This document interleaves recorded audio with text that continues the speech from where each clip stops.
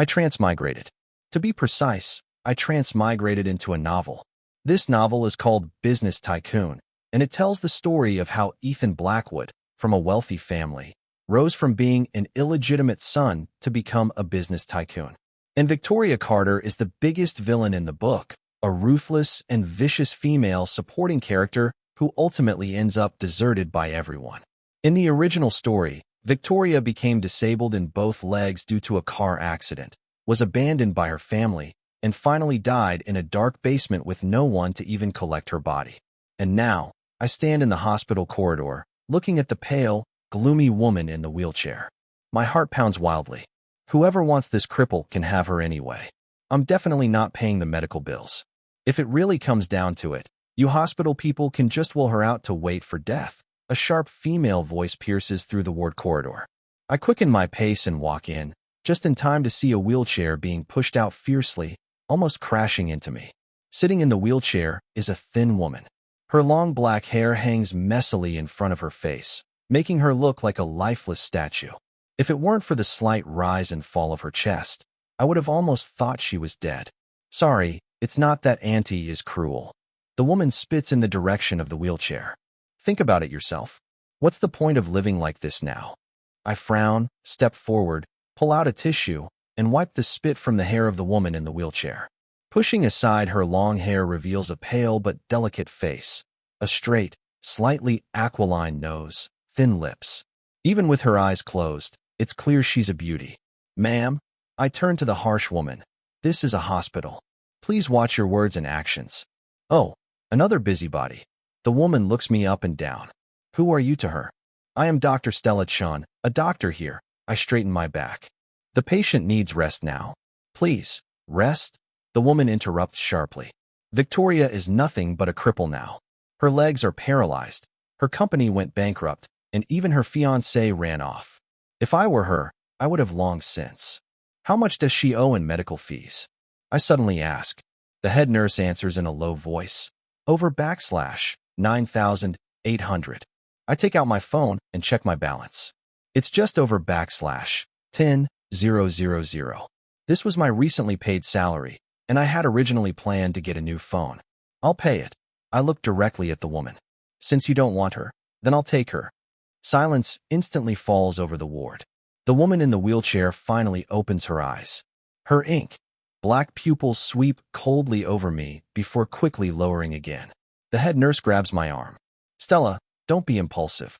I know what I'm doing. I pat her hand and turn to the woman. So what do you say? The woman looks at me as if I were crazy. Huh? Never seen a fool willing to take a cripple home. Fine. If you want to play the bleeding heart, take her away. Just don't bother me again in the future. With that, she clicks away on her high heels. I let out a long sigh, squat down to be eye level with the woman in the wheelchair. Hello, my name is Stella Chun. I'm a doctor at this hospital. Are you willing to come home with me? She lifts her eyes, her gaze as sharp as a knife. Why? Because I choose my words carefully. I think being alive is always better than being dead. She gives a cold laugh, then returns to that lifeless demeanor. Victoria's belongings are pitifully few. Just a few changes of clothes and a dead cell phone. As I push her wheelchair out of the hospital, she remains silent the entire time, like an exquisite doll. My apartment is small, 1 bedroom and 1 living room, barely enough for 2 people. After entering, I push her to the center of the living room. From now on, this is your home. She looks around, a sarcastic smile touching the corners of her mouth. Dr. Stella, how much is your monthly salary? Renting this kind of place and supporting a cripple too. I ignore her sarcasm. Are you hungry? I'll make you something to eat. Not hungry, she answers stiffly, turning her wheelchair to face the window and leaving me with her cold back. I shrug and go straight to the kitchen and cook 2 bowls of noodles. When I bring them out, I find she is still in the same position, motionless. Eat something. I place the noodles on the coffee table. It's braised beef flavor. She finally turns around, her gaze falling on the bowl of noodles, then shifting to my face. So, Stella, what do you want out of this? I snap apart the disposable chopsticks. Peace of mind. Ridiculous, she scoffs, but reaches out and takes the chopsticks. We eat the noodles in silence. The only sound in the room is the slurping of noodles. Halfway through, She suddenly puts down her chopsticks. It tastes bad. I smile. If it tastes bad, why did you eat half a bowl? Her expression stiffens, and she turns her face away. It's too salty. Sleeping arrangements become a problem that night. I only have one bed, and Victoria absolutely refuses to let me help her change. I'll do it myself. She grips the wheelchair armrests tightly, an unnatural flush rising on her pale face. Are you sure? I raise an eyebrow. There are no accessibility features here. Get out, she says through gritted teeth. I have no choice but to leave the bedroom, leaning against the door outside, listening to the sounds within. First, the sound of the wheelchair scraping against the floor, then the rustle of clothes, followed by a dull thud. Don't come in, she yells sharply, stopping me as I am about to open the door. I can manage on my own. Another 10 minutes pass, then a barely audible "okay" comes from inside. Pushing the door open, I see Victoria already lying in bed, the covers pulled up to her chin, revealing only her tense face. Clothes are scattered on the floor, and the wheelchair lies tipped over on its side. Good night, I say softly, tucking the corner of the blanket for her. She closes her eyes, her long lashes casting shadows on her face. In the middle of the night, I am woken by the sound of suppressed sobbing. By the moonlight, I see Victoria with her back to me, her shoulders trembling slightly. I pretend to turn over, making some noise deliberately. The crying stops immediately, and the room falls silent again. I have the next day off and sleep until noon. When I wake up, I find an extra blanket covering me, and Victoria is already in her wheelchair, reading by the window. Morning, I greet her, rubbing my eyes. She doesn't look up. It's 1 in the afternoon. I get up with an awkward smile and find a bowl of congee and a few small side dishes on the dining table. Did you make this? I ask in surprise. It's takeout, she replies coolly. Paid for with your phone. I take a bite. It tastes surprisingly good. Thanks. She gives a slight hum and goes back to her book. Sunlight streams through the window, falling on her, bathing her silhouette in a soft glow. At that moment, she doesn't look like a gloomy cripple, but rather like an elegant lady from a good family. After finishing the meal, I suggest taking her out for a walk. Her expression changes instantly. No, just the small park downstairs, I say. I'm not going. She suddenly becomes agitated, knocking over the water glass on the table. You want everyone to see how pathetic Victoria is now, don't you? I silently wipe up the spilled water and don't bring up the subject again. In the afternoon, I went to the supermarket to buy groceries. When I returned, I noticed Victoria wasn't in the living room. The bedroom door was closed, and there were faint noises coming from inside. Victoria, I sigh and knock. I'm back. No response. A bad feeling surges in my heart, and I fling the door open. Victoria is sitting on the edge of the bed, holding a fruit knife in her hand and gesturing towards her own wrist. Stop. I rush over and snatch the knife away. What are you doing? She looks at me coldly. What? Are you going to take away my right to die too? I tremble with anger. Your life cost me $10,000. You don't have my permission to die. A mocking smile touches Stella's pale face. Who do you think you are, a savior? I throw the knife out the window and squat down to look her in the eye. I'm not a savior, but I can't just watch you die. She turns her face away, avoiding my gaze, but I notice her eyes have reddened. That night, I sit by her bed and tell her my story. I was an orphan, raised by the charity of many families. In middle school, I fell seriously ill and nearly died because there was no money for treatment. So I say softly, just for my sake, try living a little longer. Victoria is silent for a long time before finally giving an almost imperceptible nod. As the days go by, Victoria's attitude gradually softens. She stops trying to end her life and even starts helping me with things within her ability. One day, I come home from work to find the aroma of cooking filling the room. Victoria is sitting in her wheelchair with 2 dishes and a soup set out before her. Try it, she says awkwardly. Don't force yourself if it tastes bad. I take a bite of the stir-fried green peppers with meat, my eyes widening in pleasant surprise. It's delicious.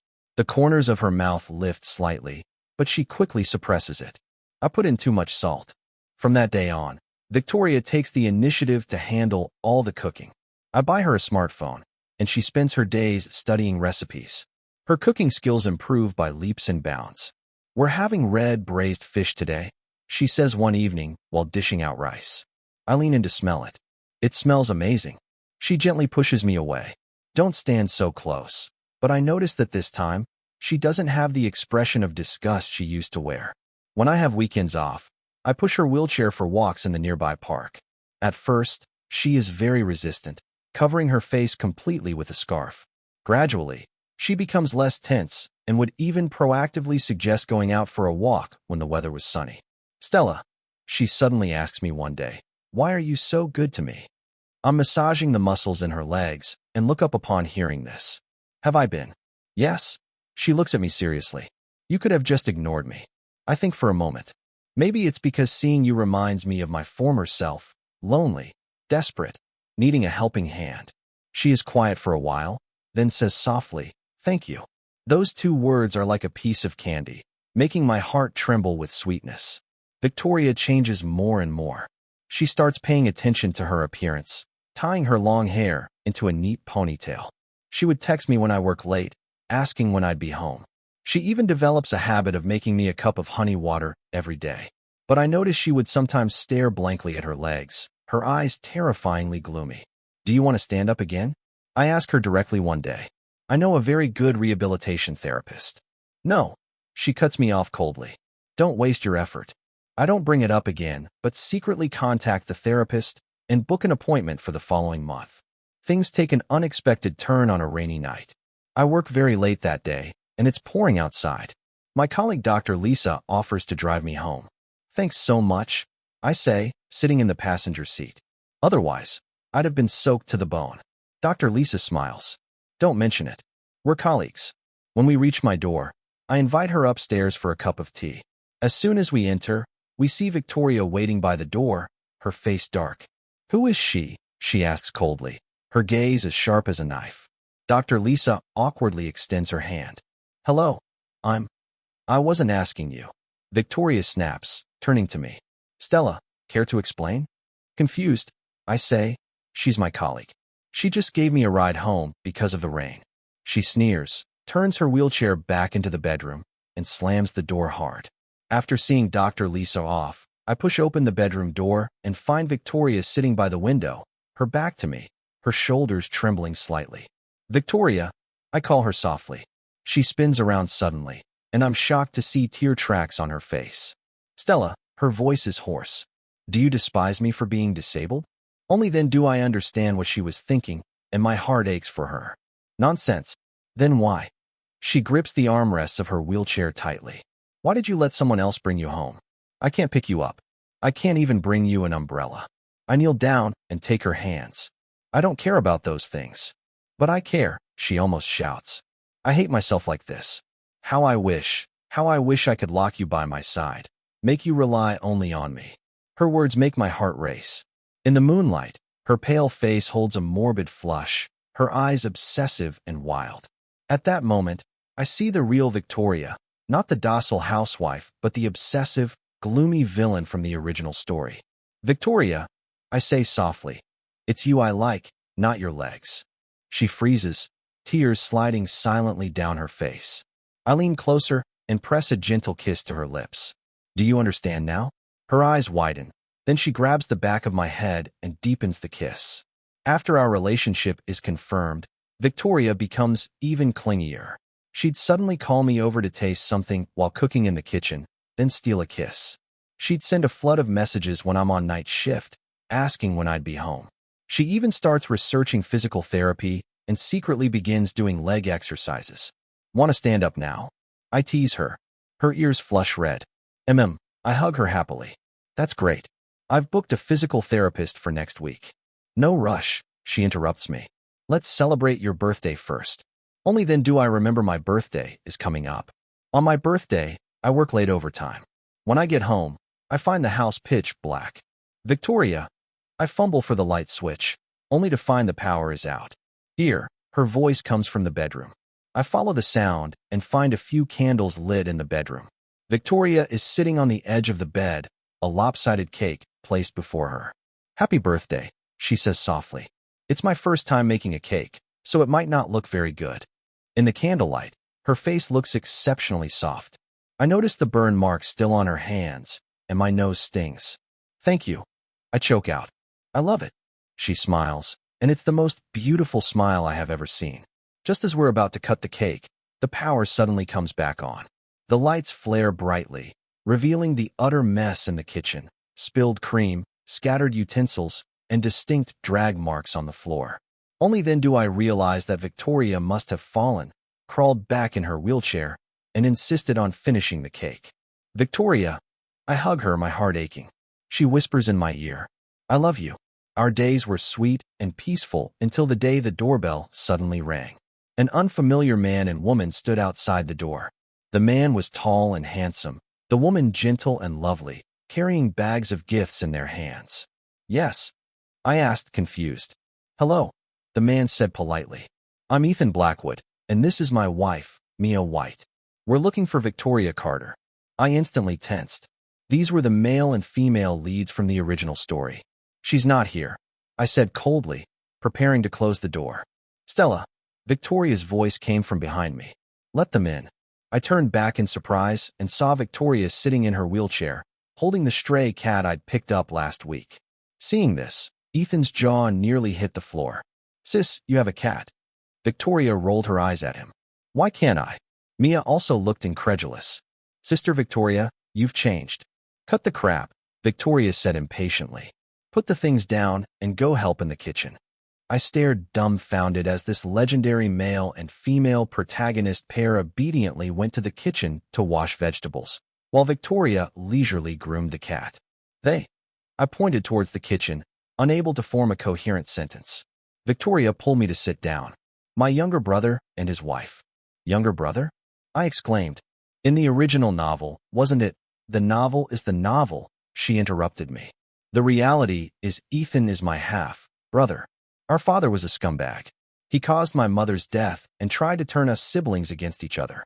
She said it factly, as if telling someone else's story. During the meal, Ethan took out a bank card. Sis, this is $40 million. Victoria snatched it right away. I appreciate the thought. I'll take the money. And while you're at it, buy this apartment for me. Ethan, Mia, and I were all left speechless.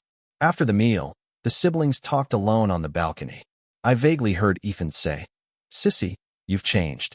Victoria's voice carried an unprecedented softness. Because I've met someone I want to protect. After seeing the guests off, Victoria held my hand and said, Stella, come with me to rehabilitation training next week. I looked at her, pleasantly surprised. Are you sure? I'm sure, she kissed me. I want to stand up, to stand proudly beside you. Under the moonlight, her eyes shone like stars. I knew that gloomy Victoria had completely disappeared, replaced by a brand new Victoria who deeply loved me. Epilogue 1. My happy life with Victoria. 1. Rehabilitation training day. The day Victoria decided to start rehabilitation training, the weather was fine. Sunlight streamed through the curtains into the bedroom. When I woke up, she had already dressed herself and was sitting in her wheelchair, waiting for me. She wore loose sweatpants and a black t-shirt, her hair tied in a high ponytail, looking energetic. We're going today? I rubbed my eyes, somewhat surprised. She nodded, her fingers unconsciously rubbing the wheelchair armrest. Didn't you say you scheduled an appointment with a therapist? I rolled out of bed, crouched in front of her, and took her hand. Are you sure? She pressed her lips together, her gaze flickering for a moment, but quickly becoming firm again. I can't stay like this forever. I smiled, leaned in, and kissed her forehead. Okay, I'll go with you. The rehabilitation center had a good environment. It was spacious, bright, and well-equipped. The therapist, Dr. Lin, was a woman in her 30s, professional yet gentle. She performed a detailed assessment on Victoria and then created a training plan. The muscle atrophy isn't too severe, but the nerve damage will require slow recovery, Dr. Lin told me. The initial phase will be very hard. You need to encourage her a lot. I nodded and looked at Victoria. She sat on the training bed, her eyes lowered, her expression calm, but I knew she must be very nervous inside. The first day's training was simple, just passive joint movement and mild muscle stimulation. Even so, Victoria was in so much pain that sweat beaded on her forehead, her fingers gripping the bed sheet tightly, knuckles turning white. If it hurts, cry out. I stood beside her, my heart aching terribly. She shook her head, gritting her teeth and holding on. It's nothing. After the training ended, her face was frighteningly pale, and she looked like she'd just been pulled from water. I squatted down to help wipe her sweat, but she suddenly grabbed my wrist, her voice low and hoarse. Stella, am I useless?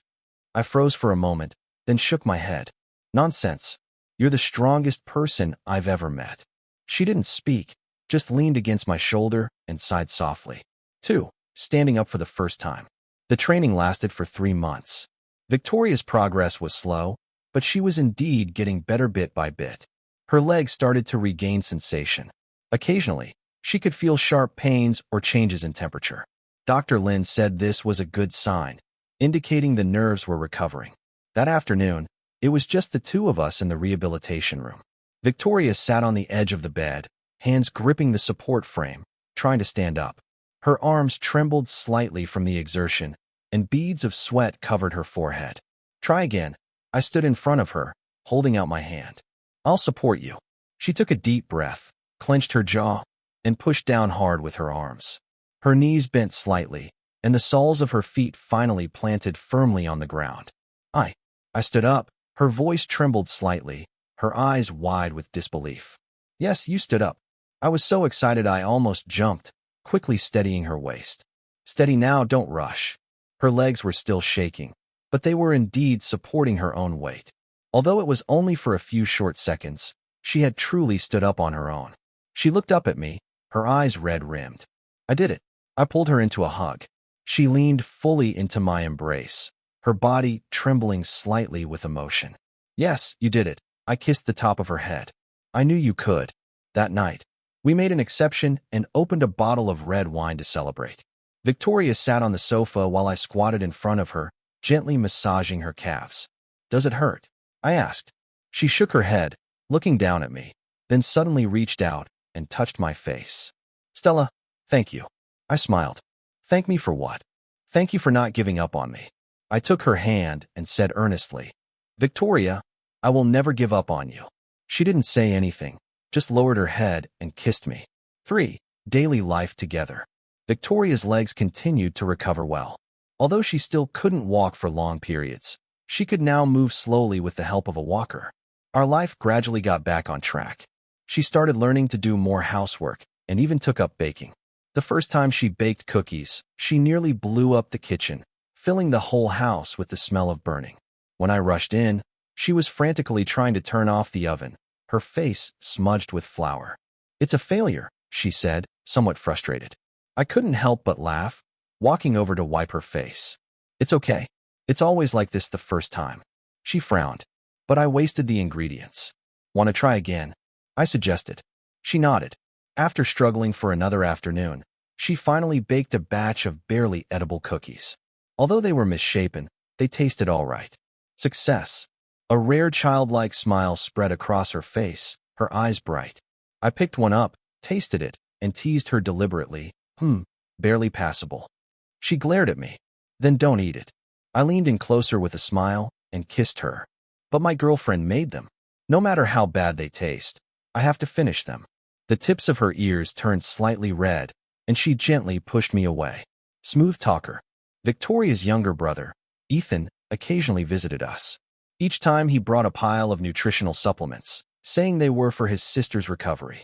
Victoria verbally complained about it, but she always put the items away carefully. Have you always been close with your brother? I asked her. She was silent for a moment, then said, Actually, he was always very good to me. It's just that I was too stubborn before. I nodded, didn't ask further. Until one day, Ethan suddenly asked me, Dr. Stella, what about your family? Do you want to have a meal together? I froze for a second, then smiled and said, In this world, I'm an orphan. I have no family. Ethan looked a little embarrassed. Sorry. It's all right. I waved my hand dismissively. I'm used to it. Victoria, who was listening nearby, suddenly spoke up. Stella. Come home with me this weekend, she said. Home? I didn't understand at first.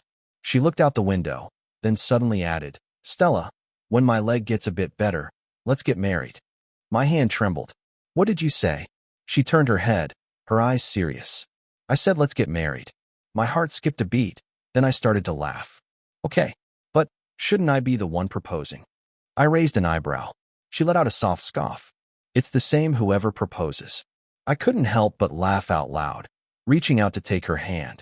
Victoria, you're not getting away from me in this lifetime. She squeezed my hand back, the corners of her lips turning up slightly. I won't run. Extra 2. The tragic end of Victoria's aunt. 1. Reunion. Victoria's leg was recovering better and better. She could already walk short distances with crutches.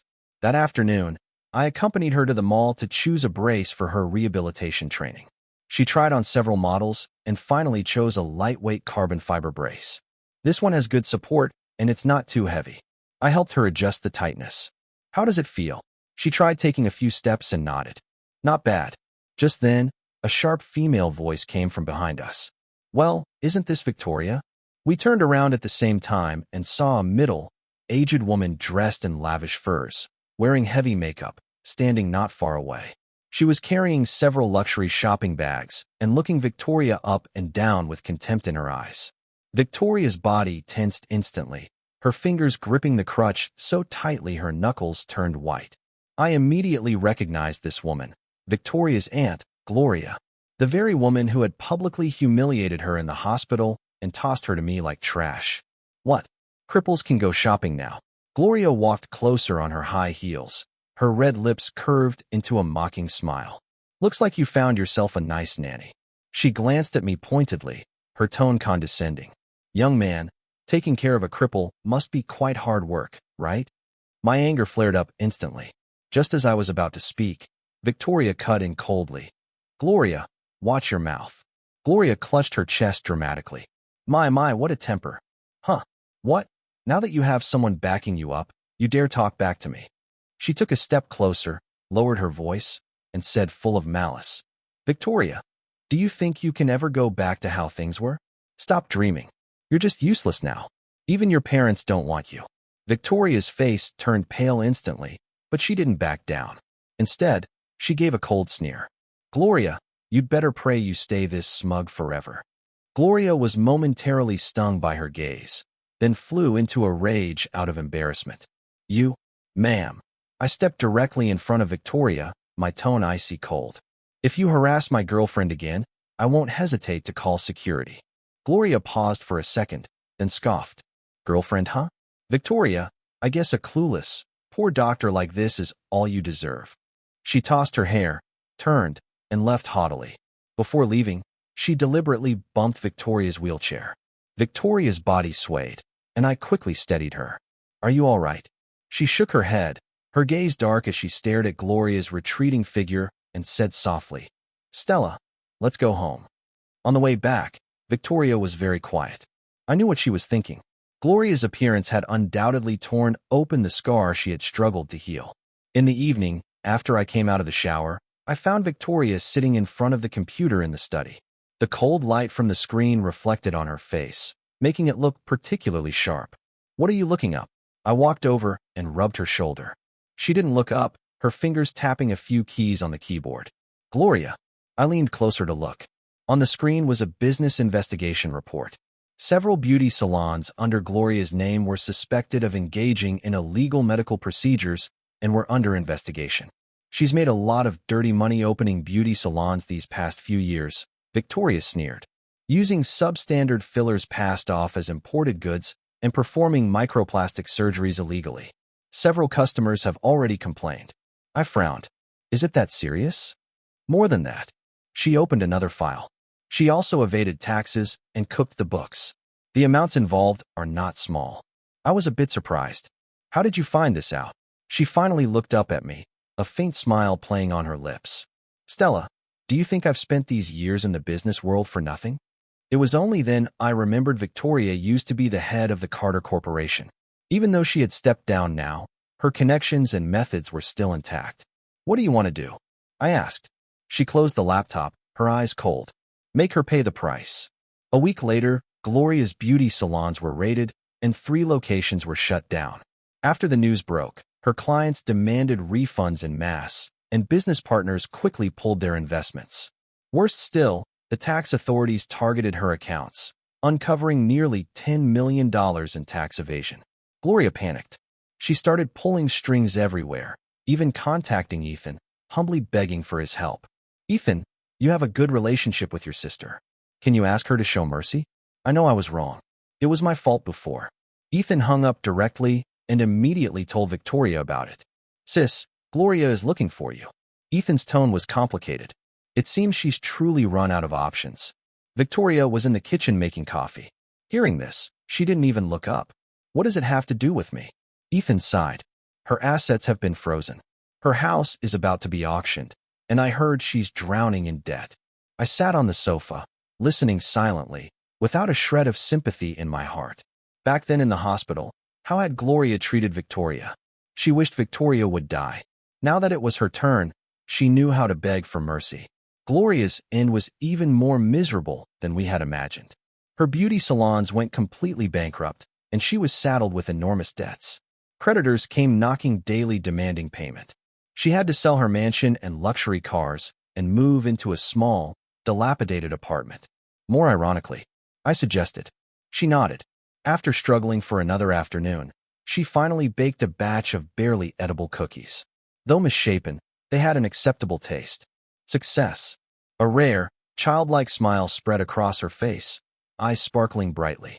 I picked one up, took a bite, and teased her. Just about passable. She shot me a glare. Then don't eat it.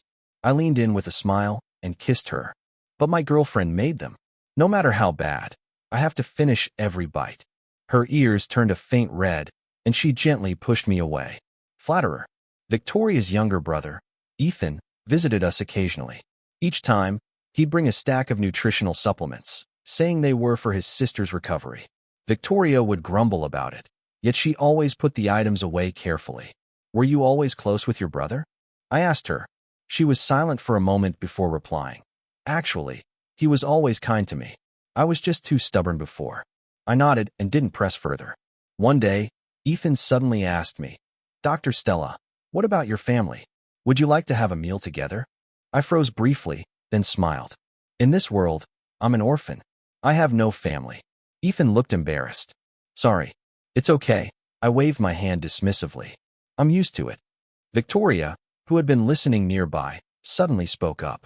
Stella. Come home with me this weekend, she said. Home? I was confused at first. She looked out the window, then added, Stella, when my leg gets better, let's get married. My hand trembled. What did you say? She turned to me, her eyes serious. I said, let's get married. My heart skipped a beat, and I laughed. Okay, but shouldn't I be the one proposing? I raised an eyebrow. She scoffed softly. It doesn't matter who does it. I couldn't help but laugh out loud, reaching for her hand. Victoria, you're stuck with me for life. She squeezed my hand in return, the corners of her lips lifting slightly. I'm not going anywhere. Extra 2. The tragic end of Victoria's aunt. 1. Reunion. Victoria's leg was improving steadily. She could already walk short distances with crutches. One afternoon, I accompanied her to the mall to pick a brace for her rehabilitation. She tried several models and finally chose a lightweight carbon fiber one. This has good support and isn't too heavy, she said. I helped her adjust it. How does it feel? She took a few steps and nodded. Not bad. Just then, a sharp voice rang out behind us. Well, if it isn't Victoria. We turned to see a middle-aged woman in lavish furs and heavy makeup, holding luxury shopping bags and eyeing Victoria with disdain. Victoria tensed up immediately, her fingers gripping the crutch so tightly her knuckles turned white. I recognized her at once. Gloria, Victoria's aunt, the very woman who had humiliated Victoria in the hospital and abandoned her. What? Cripples can shop now. Gloria sneered, approaching in her high heels. Looks like you found yourself a caretaker. She glanced at me condescendingly. Must be tough, taking care of someone like her, right? I was furious, but before I could speak, Victoria cut in coldly. Gloria, watch your mouth. Gloria clutched her chest dramatically. My, such a temper. What? Now that you have someone to back you up, you think you can talk back? She leaned in closer, hissing maliciously.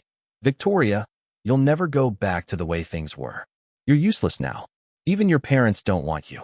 Victoria's face paled, but she didn't back down.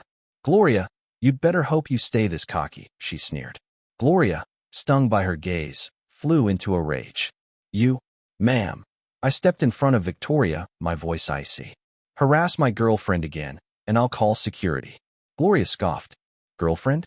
Figures someone like you would end up with a nobody doctor. She tossed her hair and turned to leave, deliberately bumping Victoria's wheelchair on the way. I steadied Victoria quickly. Are you okay? She shook her head. Let's go home, Stella. On the way back, Victoria was silent. I knew Gloria's appearance had reopened old wounds. That evening, after I showered, I found Victoria in the study, staring at the computer screen. What are you looking at? I walked over and rubbed her shoulder. Gloria, she replied, not looking up. I leaned in to see a business investigation report. Several of Gloria's beauty salons were under suspicion for illegal medical procedures. She's made a fortune running these salons, Victoria sneered, using fake imported fillers and performing illegal surgeries. There have been multiple complaints. I frowned. That bad? Worse. She opened another file. Tax evasion, book, cooking. The amounts are huge. I was shocked. How did you find all this? She looked up at me with a faint smile. Stella, did you really think my years in business were for nothing? I remembered then that Victoria had once headed the Carter Corporation. Her connections and skills were still formidable. What will you do? I asked. She closed the laptop, her eyes cold. Make her pay. A week later, Gloria's salons were raided, and 3 locations were shut down. News spread, clients demanded refunds, and business partners pulled out. To top it off, the tax authorities found nearly $10 million in evasion. Gloria panicked, reaching out to Ethan for help. Ethan, please ask your sister to show mercy. I was wrong. Ethan hung up and told Victoria right away. Sis, Gloria's in a bad way, he said. Victoria, making coffee in the kitchen, didn't even look up. Not my problem. Ethan sighed. Her assets are frozen. Her house is going up for auction. She's drowning in debt. I listened silently, feeling no pity. Gloria had wanted Victoria dead once. Now it was her turn to suffer. Gloria's downfall was even more brutal than we'd expected. Her salons went bankrupt, and creditors hounded her day and night. She had to sell her mansion and cars and move into a tiny, run-down apartment. Those high society friends she used to fawn over? Not one lifted a finger to help. One evening, Victoria and I were dining at a restaurant when we saw her. She was dressed in cheap clothes, hair disheveled, makeup poorly done. Gone was her former arrogance. When she spotted us, she averted her eyes, ducked her head, and scurried away. Should we follow? I asked. Victoria shook her head, took a sip of red wine, and said calmly, no need. Her expression was neutral, showing neither triumph nor pity, as if Gloria were a complete stranger. I knew then that Gloria no longer mattered to her. On the way home, Victoria suddenly said, Stella, I'm going to take over part of the Carter family business again. I was stunned. But your legs, she smiled. It'll be fine. Besides, Ethan's stretched thin. I want to help. I squeezed her hand. Whatever you decide, I'm with you. She leaned against me. Thank you. I kissed her forehead. For what? For giving me the courage to start over. I pulled her closer.